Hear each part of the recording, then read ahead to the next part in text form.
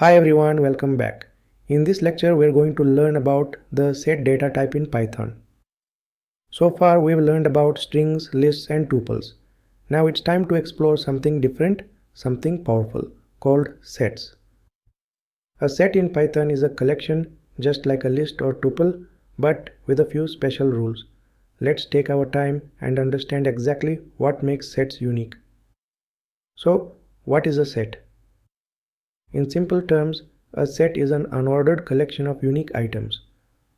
That means it doesn't keep things in order and it never allows duplicates. It's similar to a real-life set, like a set of cards, a set of numbers, or a set of books, where no item appears twice.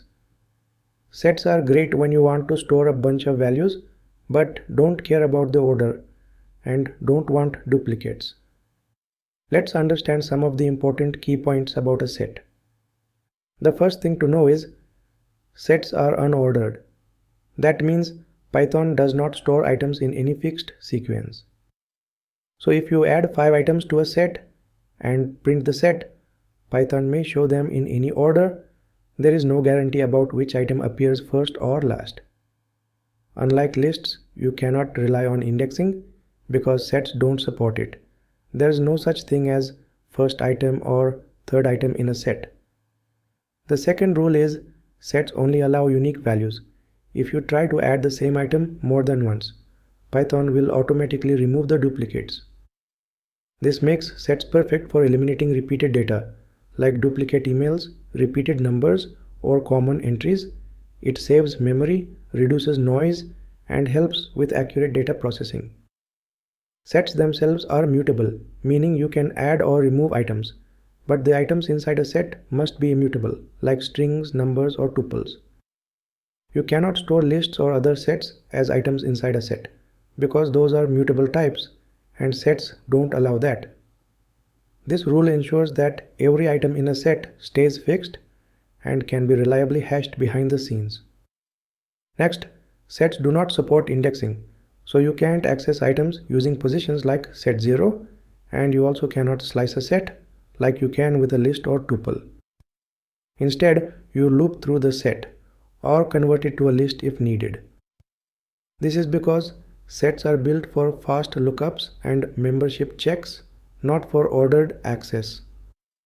Next, just like lists, sets in Python are dynamic. You don't need to specify how many items it will hold. You can keep adding or removing items as needed, and Python handles the memory. That gives you flexibility when working with changing data, like user IDs, unique tags, or filtered results. Next, sets are iterable. Yes, you can loop through a set using a for loop. Even though the items have no fixed order, you can still process each item one at a time. This is helpful for applying logic, checking values, or printing results without caring about sequence. One of the biggest strengths of sets is speed. Sets are optimized for checking whether an item exists. You can use the keyword in like apple in my set and it will return true or false almost instantly. This is way faster than checking in a list, especially when the collection is large. That's why sets are great for tasks like finding duplicates, filtering unique values, or checking presence quickly. Next, set operations in Python. Another big benefit is sets support mathematical operations.